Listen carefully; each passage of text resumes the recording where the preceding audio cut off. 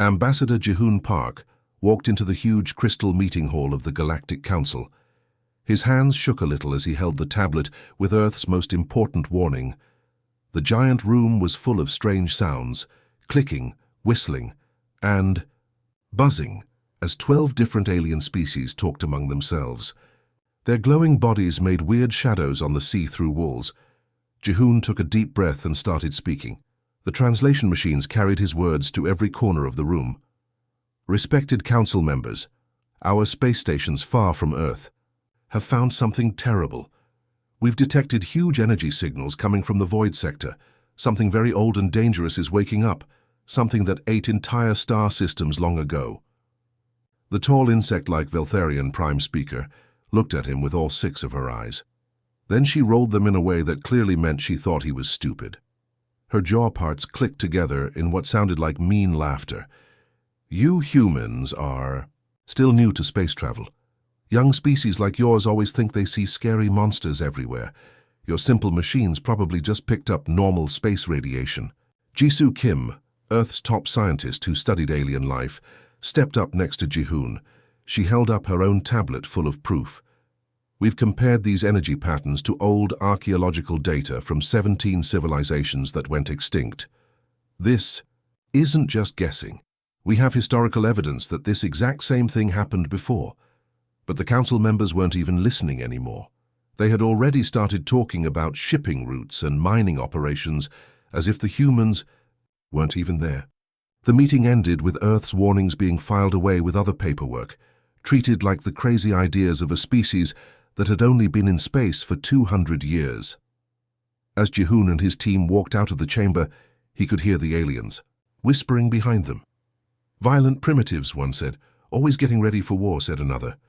Typical behavior for mammals. They're always scared of something. The word stung, but Jihoon kept walking. Earth would remember every single whisper, every dismissive laugh, every eye roll. The humans had tried to warn them about the greatest threat the galaxy had ever faced, and these so-called advanced species had treated them like children telling ghost stories. What made it worse was that some of these same aliens had been trading with Earth for decades. They knew humans were smart and capable. They had seen human technology, human art, human achievements, but when it came to something serious, something that could destroy everything, they suddenly acted like humans were too primitive to understand. Real danger. Jihoon thought about all the sleepless nights Earth scientists had spent analyzing the data. They had double-checked everything, run thousands of simulations, and consulted with every expert they could find. The evidence was solid. Something ancient and terrible was stirring in the dark spaces between stars, and it was getting stronger. Every day, the Galactic Council had advanced technology that could help fight this threat. They had massive fleets of warships, powerful shields, and weapons that humans could only dream of building.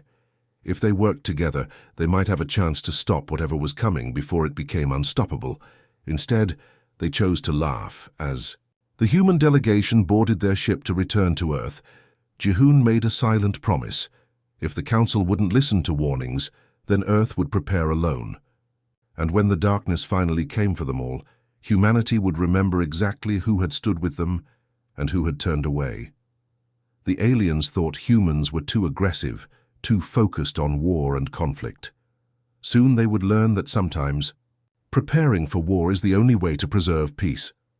Admiral Minho Lee stood on the command deck of humanity's biggest shipyard, watching giant robot arms put together the metal frame of a new warship called the ESV Determination. All around him, glowing computer screens showed similar construction happening at 12 secret bases hidden throughout the solar system. The sound of welding torches and heavy machinery filled the air as thousands of workers built humanity's first real battle fleet. "Give me an update, Commander Subin," he said, never taking his eyes off the massive ship taking shape outside the windows. Commander Subin Cho walked over with her electronic tablet, and her face looked worried. "The Galactic Council said no to our request for working together on defense. They've also refused to share their advanced shield technology and won't let us have the blueprints for quantum torpedoes." Minho wasn't surprised at all. He just nodded and said, "Then we'll build everything ourselves using what we have. How is Project Silent Thunder going?" Dr. Hyunwoo's science team has figured out how to turn our knowledge of the void creatures into weapons. The new plasma cannons should mess with their ability to adapt and change. Sobin stopped talking for a moment, then added in a quiet voice, "Sir, the other alien species are saying our military buildup is worrying. Some of them want to put trade sanctions on Earth." The Admiral's jaw muscles got tight with anger. Through the big window, he could see Earth floating in space like a beautiful blue and white marble, so peaceful and defenseless. Let them put sanctions on us. When the real threat arrives, they'll come begging for these same worrying weapons. All throughout the solar system, human engineers and construction workers were working day and night without stopping. They welded thick metal plates onto ship hulls and carefully adjusted weapon systems. The work was dangerous and exhausting, but everyone knew what was at stake. These weren't just ships. They were humanity's insurance policy against extinction. Every single warship carried the same message carved into its metal hull in 17 different alien languages. "We warned you." It was a simple reminder of what had happened at the council meeting, and a promise that Earth would remember who had refused to listen. The construction was happening in complete secrecy. Earth's government had moved the shipyards to the dark side of asteroids and hidden moons, where alien spy satellites couldn't see them. They used special materials that didn't show up on most scanners, and all communications were encoded with military-grade encryption. Meanwhile, on Earth itself, every major nation had quietly shifted their factories to wartime production. Car manufacturers were now building spacecraft engines. Electronics companies were making advanced targeting computers. Even civilian research centers were working on military projects, all under the cover of scientific advancement. The alien species watching Earth probably thought humans were just expanding their normal space exploration. They had no idea that humanity was preparing for the biggest war the galaxy had ever seen. While the council members were busy with their trade meetings and diplomatic dinners, humans were turning their entire civilization into a weapon. Dr. Hyunwoo's breakthrough with the plasma cannons was just the beginning. Human scientists were working on technologies that the aliens had never even imagined. They were thinking outside the box, using creativity and desperation to find solutions that traditional military thinking would never consider. The clock was ticking, and everyone knew it. The ancient threat was still sleeping, but not for much longer. When it finally woke up and started consuming worlds, humanity would be ready. They would stand alone against the darkness, just like they always had throughout their violent history. And this time the galaxy would learn what happened when you ignored Earth's warnings. Admiral Minho Lee stood on the control bridge of humanity's most advanced shipyard, staring out at the incredible sight before him. Massive robotic construction machines were carefully putting together the metal skeleton of what would soon become the ESV Determination, humanity's most powerful warship ever built. The ship was enormous, bigger than anything Earth had ever created before. Around him, dozens of holographic screens flickered with live feeds from 11 other secret construction sites scattered throughout the solar system. Each location showed the same scene: humans working frantically to build a fleet that could protect their homeworld. The blue glow from the displays lit up Minho's weathered face as he watched his species prepare for a war that might decide their survival. "Commander Subin, give me the latest report," he ordered, his voice firm but tired. He hadn't slept properly in weeks, and it showed in the dark circles under his eyes. Commander Subin Cho walked up to him carrying a digital tablet, and her expression was as serious as a funeral. "Admiral, the Galactic Council has officially rejected our proposal for joint defense projects. They've also completely blocked our requests to access their advanced shield technology and quantum torpedo blueprints. They're treating us like we're children asking for dangerous toys." Minho nodded slowly, not even slightly surprised by this news. He had expected this response from the moment they submitted their requests. "Fine. Then we do what humans have always done. We figure it out ourselves using whatever we have. Tell me about Project Silent Thunder." Subin's face brightened slightly, with the first good news she'd delivered all day. "Dr. Hyunwoo's research team has made a major breakthrough.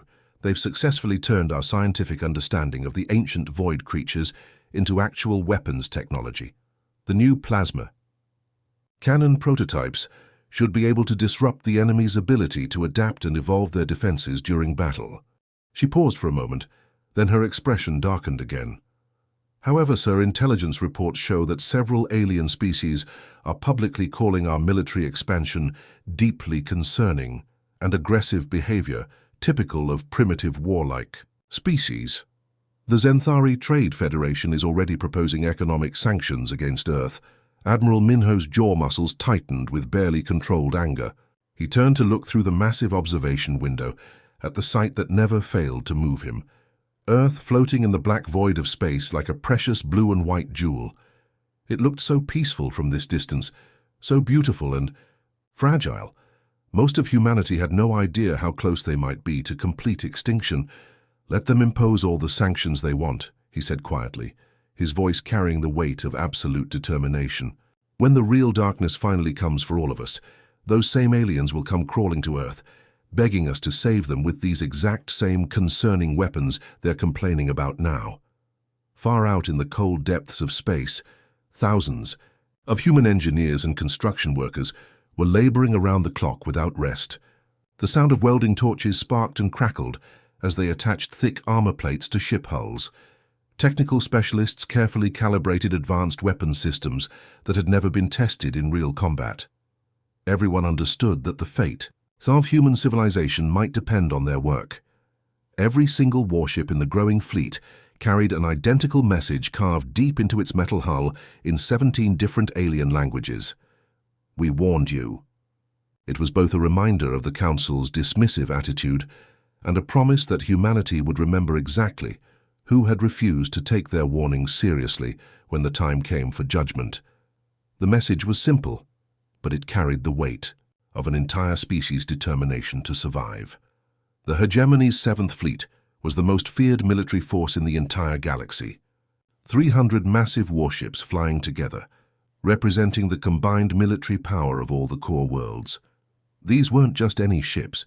They were the best of the best, equipped with the most advanced weapons and shields that alien technology could produce. Admiral Vex Thara had led this incredible fleet through 12 different military campaigns across the galaxy, and in all those battles, she had never lost even a single ship. Against the Voidborn, her legendary fleet lasted exactly 18 minutes. Lieutenant Seung-hoon sat in a cramped observation station, hidden deep in the Kepler system, watching the massacre unfold on his monitoring screens. His job was to record everything. Every weapon fired, every ship destroyed, every tactical mistake made. The data he collected could be the difference between humanity's survival and extinction. The Voidborn ships were unlike anything anyone had ever seen before. They didn't look like normal spacecraft at all. Instead, they moved through space like giant living creatures, their dark metal surfaces constantly shifting and changing shape. When the Hegemony fleet fired their plasma cannons at them, the Voidborn ships actually absorbed the energy and used it to make their armor stronger. "Command, they're learning from every attack," Seung-hoon reported into his headset, his voice tight with fear and amazement. "Each time our weapons hit them, they become more resistant to that type of damage." By the time Admiral Vexathara figured out what was happening, it was already too late. The tactical display in front of him showed the horrible aftermath. Where 300 proud warships had been flying in perfect formation just minutes before, now there was nothing but floating, debris and twisted metal. But the worst part was watching the Voidborn harvester ships moving through the wreckage like giant mechanical vultures, consuming every piece of destroyed spacecraft and using the materials to build more of their own kind. Colonel Minjung stood right behind him, staring at the same screens with an expression that gave away nothing of what she was thinking. Her face was like stone, but Seung-hoon could see her hands clenched into tight fists. "How long do we have before they reach the core worlds where most of the galaxy's population lives?" Seung-hoon ran quick calculations on his computer. At their current speed of expansion, maybe 3 months. But they're getting faster as they consume more ships and grow stronger. It could be much less time if they keep accelerating like this. He paused the recording on one of the most terrifying images. A single void-born ship literally splitting apart and becoming three identical copies of itself. "Ma'am, we're receiving emergency broadcasts from the Galactic Council. They're trying to surrender. They're offering the void-born tribute, entire star systems, anything they want if they'll just stop the attack." For the first time, Colonel Min-jung smiled, but it was a cold smile without any warmth or humor. "Those machines don't want tribute or territory. They want to consume everything living in this galaxy. The Council is about to learn a very hard lesson about the difference between negotiating with other civilizations and facing true extinction." She picked up her communicator and spoke in a calm, clear voice that carried absolute authority. "All stations across the galaxy, this is command. Operation Recall is now officially active. All units begin Phase 1 positioning immediately. Across the entire galaxy, hundreds of human ships that everyone thought were just conducting normal trade, missions or scientific research suddenly changed their courses. For months, these ships had been quietly moving into strategic positions, studying the enemy, gathering intelligence and waiting for this exact moment. The aliens had dismissed humanity's warnings and refused their help. Now they would see what happened when humans were forced to fight alone. The real war was just beginning. Admiral Kyung-soo stood on the command bridge of the ESV Retribution, watching through the massive viewing windows as thousands of dark, void-born ships poured through the Nexus Gate like a river of death. The sight was both terrifying and oddly satisfying. Everything was happening exactly as humanity's military strategists had predicted months ago. The ancient machines were driven by an endless hunger that made them predictable. They always moved toward the richest targets, the most populated worlds, the places where they could consume the most life and matter. "Admiral, we're receiving an urgent communication from the surface of Zelthara Prime," reported Communications Officer Yoonji, her voice tense as she listened to her headset. They're begging us to defend their homeworld. The planetary governor is offering us anything we want if we'll just protect them." Kyung-soo felt a bitter smile cross his face. These were the same Zelthara whose representatives had laughed at Earth's warnings just 6 months ago during the council meeting. He remembered their delegates' exact words as clearly as if they had been spoken yesterday. "Humans see war everywhere because that is all they understand. Perhaps if you spent less time preparing for conflict, you would be better neighbors." Those words had stung at the time, but now they felt like justice. "Signal all ships in the fleet," Kyung-soo ordered, his voice calm and controlled. "Activate full stealth mode immediately. Let the Voidborn pass through our position without engaging." The massive Voidborn swarm swept past humanity's hidden battle group like a dark tide of destruction. Their advanced sensors, capable of detecting most known forms of technology, couldn't penetrate the quantum-dampened hulls that human engineers had developed specifically for this moment. 47 human warships, each one armed with weapons designed specifically to counter the Voidborn's adaptive technology, followed silently behind the enemy fleet as it approached the core worlds. Captain Ji-won, commanding the ESV Determination, activated the gravity mines that human forces had spent months carefully positioning throughout the star system. These weren't ordinary explosives. They were sophisticated traps that could manipulate space-time itself, creating invisible walls that would prevent the Voidborn from escaping once the battle began. "Trap is completely set, Admiral," Ji-won reported, "over the secure communication channel. The enemy fleet is exactly where we want them. They have no idea what's waiting for them." Far below on the surface of Zelthara Prime, millions of alien beings looked up at their sky as an unnatural darkness fell across their world. This wasn't the gentle darkness of night. This was the shadow of over 1,000 Voidborn ships blocking out their sun. In those final moments, as panic spread through their cities and their leaders scrambled to broadcast surrender terms, they finally understood what humanity had been trying to warn them about. But in that same darkness, human ships began to move with deadly purpose. The hunters were about to become the hunted. Commander Taehyung's voice crackled across the fleet communication system, reaching every human ship positioned around the system. "Remember why we're here. These aliens ignored our warnings. They mocked our preparations. They called us warlike primitives. But we're still here to save them because that's what makes us human. We protect those who cannot protect themselves, even when they don't deserve it. The first human plasma charges fired simultaneously from 47 different positions, lighting up the void of space like angry stars. The Voidborn had walked directly into humanity's carefully prepared trap, and now they would learn what happened when you underestimated the species that had tried to save everyone. The real battle was just beginning. The galaxy had never witnessed warfare like what humanity unleashed that day. For thousands of years, alien species had fought their wars according to ancient traditions and codes of honor.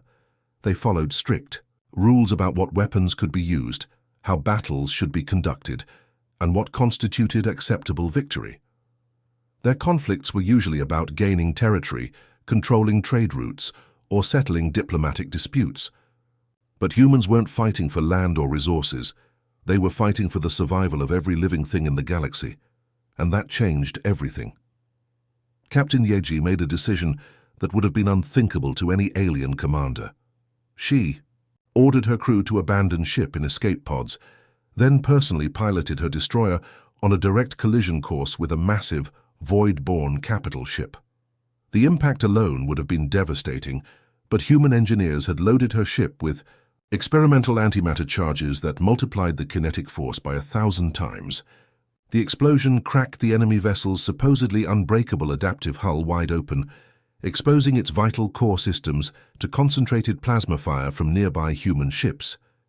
This kind of sacrifice was something the Voidborn had never encountered before.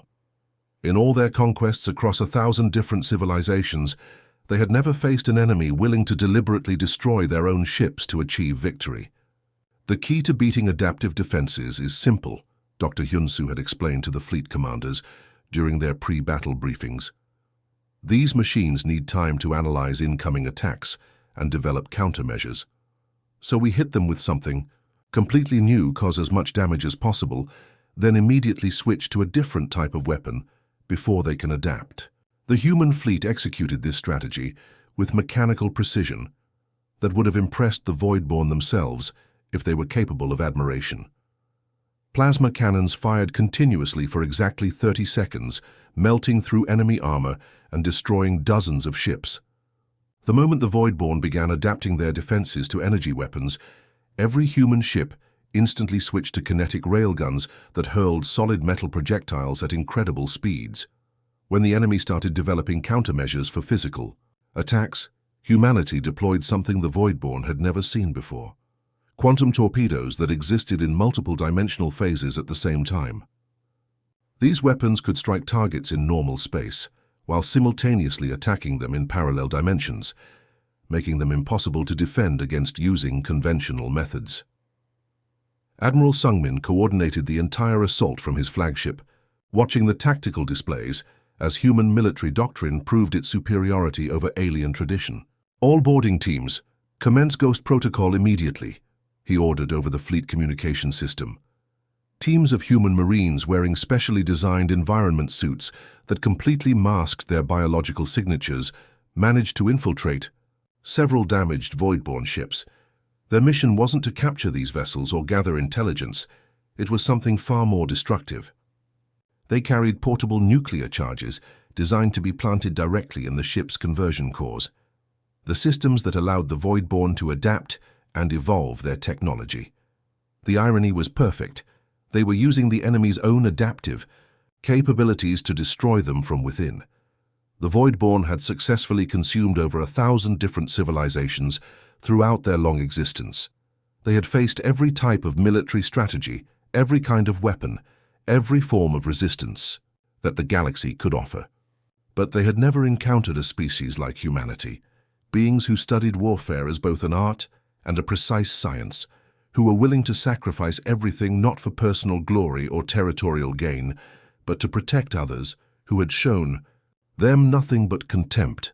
By the time the battle ended, humanity had destroyed 60% of the Voidborn's main invasion fleet. But the real victory wasn't the ships they had destroyed.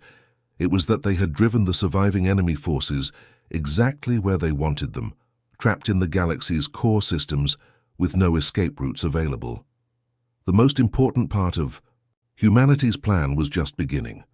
Fleet Admiral Minji stood in the massive command center of Fortress Station Alpha, staring at the enormous tactical display that covered an entire wall.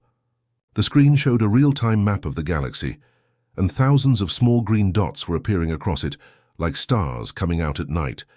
Each green dot represented a human warship, taking its assigned position at critical locations throughout space. Operation Stranglehold was happening right before her eyes, the largest and most ambitious military deployment in all of human history. The scale of what they were attempting was almost impossible to comprehend. Human ships were positioning themselves at every major hyperspace junction, every important trade route, and every gateway that connected different parts of the galaxy. It was like placing guards at every door in a massive building. Except this building was an entire galaxy, containing billions of stars and trillions of living beings. "Give me a complete status report," Minji ordered, her voice carrying the authority of someone who held the fate of civilizations in her hands. "Commander." Yujin stepped forward carrying her electronic datapad, reading off updates as they came in from across the galaxy. "All primary jump points have been secured by our forces. Captain Hanel's task force has successfully sealed all the outer rim passages. Nothing gets in or out of those sectors without our approval. Lieutenant Commander Wu Yong reports that the core route blockade is now complete and operational." Through the massive observation windows that surrounded the command center, Minji could see the ESV Vigilance and dozens of her sister ships maintaining perfect formation at the galaxy's most critical hyperspace intersection. These weren't just any ships. They were humanity's finest vessels, equipped with the most advanced weapons and shields that human technology could produce. No spacecraft would be able to enter or leave this area of space without humanity's explicit permission. The communication systems in the command center were going crazy with incoming messages. Dozens of different alien languages filled the air as desperate pleas poured in from across the galaxy. Alien governments that had completely ignored Earth's warnings just months ago were now begging for safe passage for their fleeing populations. Massive trade corporations were offering incredible sums of money for military escorts to protect their valuable cargo ships. Even the surviving members of the old Galactic Council, now reduced to refugees floating in space aboard their own diplomatic vessels, were frantically requesting immediate meetings with human leadership. "Admiral," Captain Seokjin called out from the communications station, his voice cutting through the chaos of incoming messages. "We're receiving formal surrender offers from 17 different alien species. They're all asking the same question. What tribute do we require from them to gain our protection?" Admiral Minji's expression remained as cold as the void of space outside the station. Her voice was calm, but carried an edge that made everyone in the command center pay attention. "Send them all the same response. Tell them that humanity is not interested in their tribute or their wealth.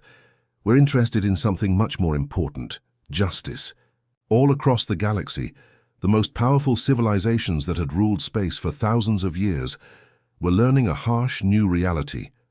They were trapped with the consequences of their own failures, trapped with the results of their arrogance, and, most importantly, trapped with humanity's judgment hanging over them like a sword. Outside Fortress Station Alpha, the empty void between the stars had never seemed so absolute and final. The void-born forces were successfully contained in the core systems, slowly starving to death as their expansion had been completely halted by human military strategy. But the ancient machines weren't the only ones who would be facing judgment in the days to come. Every single species that had dismissed Earth's warnings, laughed at human concerns, or actively worked against humanity's preparations, would now have to answer for their negligence and arrogance. The trials began on humanity's newest space station, and the location itself sent a powerful message to everyone watching. The entire structure had been built using salvaged metal and technology from destroyed void-born ships, a symbolic reminder of the threat that the Galactic Council had refused to take seriously. Every wall, every corridor, every piece of equipment was a testament to the war that could have been prevented if the galaxy's leaders had simply listened to Earth's warnings. Judge Advocate Suyung sat behind an imposing bench made from the hull of a void-born capital ship, her voice echoing through the courtroom with the weight of billions of lost lives. She looked down at the documents in front of her and began reading the formal charges that would determine the fate of an entire galactic government. The former Galactic Council stands accused of criminal negligence in the face of an existential threat to all life in this galaxy. Their willful ignorance and active obstruction of defensive preparations resulted in the completely unnecessary deaths of 47 billion sentient beings across 234 worlds. In the defendants section sat the surviving council members, and it was a pathetic sight. These beings who had once ruled the galaxy with absolute authority now sat hunched over in defeat, their various alien forms looking small and powerless under the harsh courtroom lights. Some had tentacles that drooped with despair, others had their colorful feathers dulled with shame, and all of them avoided making eye contact with the human officials who now held their fate in their hands. The evidence against them was absolutely overwhelming. Prosecutor Jae-hyun methodically presented each piece of proof with the precision of a surgeon, and each document was like another nail being hammered into the coffin of the old galactic order. The defendants were provided with detailed intelligence reports about the Voidborn threat, Jae-hyun explained to the packed courtroom. They received historical data from 17 extinct civilizations, technological analysis of the ancient enemy, and specific predictions about when and where the attack would begin. Instead of taking action to protect their citizens, they chose to ignore these warnings completely. Even worse, they actively punished the very species that was trying to save them. The prosecution displayed recorded sessions where council members had openly laughed at human representatives. They showed trade documents proving that the council had imposed economic sanctions on Earth specifically because of their military preparations. Communication logs revealed that the council had actively discouraged member species from cooperating with humanity's anti-Voidborn research efforts. The trials continued for weeks, and the entire galaxy watched as justice was finally served. The proceedings weren't about revenge, they were about accountability and ensuring that such negligence could never happen again. Some species received mercy. The Katorians, who had at least made an effort to verify humanity's data, even though they ultimately didn't act on it, were granted safe passage through the human blockade. They received assistance in relocating their surviving populations to safer regions of space, but others faced a much harsher judgment. The species that had actively mocked Earth's preparations, that had called humans warlike primitives and paranoid mammals, found themselves facing exile from the galaxy they had once helped rule. Captain Jungkook commanded the escort ships that would transport the guilty parties to the very edge of human-controlled space. As the convicted leaders were loaded onto transport vessels, he delivered humanity's final judgment with cold professionalism. "You're free to leave and find somewhere else to exist," he told them, his voice carrying no emotion whatsoever. "But you are no longer welcome in this galaxy. Take your negligence and your arrogance somewhere else, where they can't endanger innocent lives." The message echoed across every inhabited world. Those who had stood with humanity and tried to protect, others would be protected in return. Those who had endangered billions of lives through willful ignorance would face the consequences of their choices. Humanity had reluctantly become the galaxy's guardian and protector, but they would never forget every insult, every dismissal, and every moment of condescension they had endured while desperately trying to save lives. 5 years had passed since the Voidborn War ended, and the galaxy was a completely different place. Historians across dozens of worlds were already calling this new era the Terran Compact, a name that would have seemed impossible just a few years earlier, when humanity was still considered a primitive, aggressive species by the so-called advanced civilizations. Supreme Admiral Jimin stood in the command center of Earth's massive orbital station, looking out at a sight that filled him with quiet pride.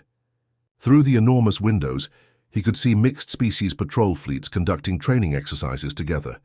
Human ships flew alongside Katorian vessels, while Zeltharian fighters practiced coordinated attacks with Earth destroyers.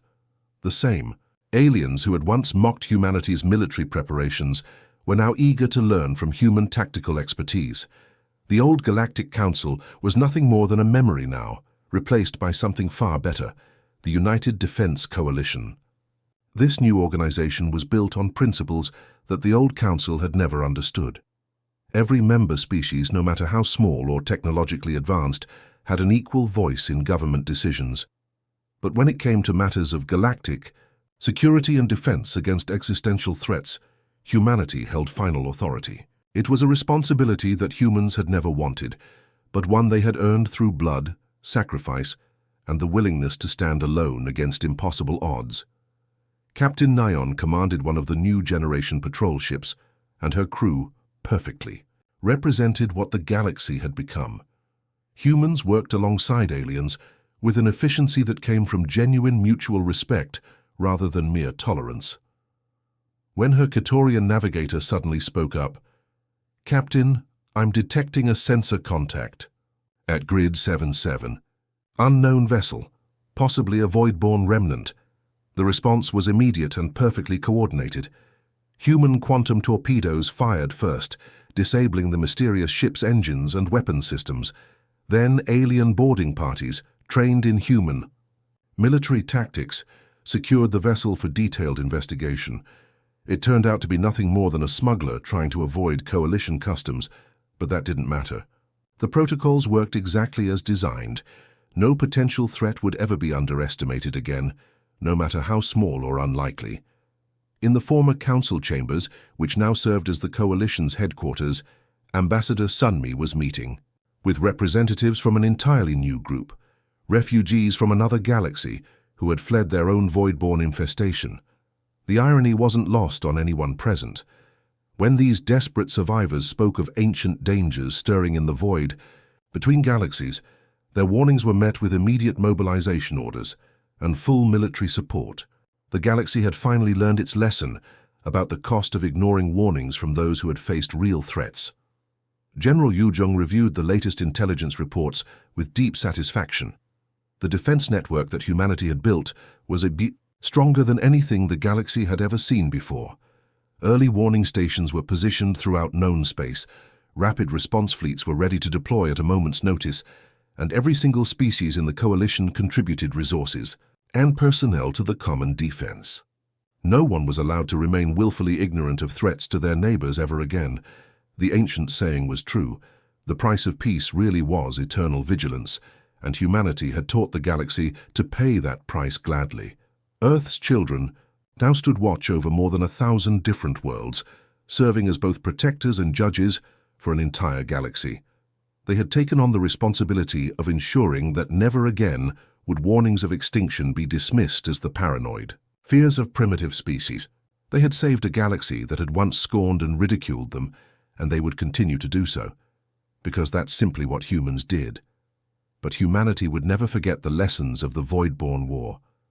They would never forget who had stood with them when the darkness came, and who had turned away in their hour of greatest need. The stars themselves seemed to bear witness to humanity's solemn promise, carved into monuments on 1,000 worlds. We warned you once. We saved you anyway. We will remember both.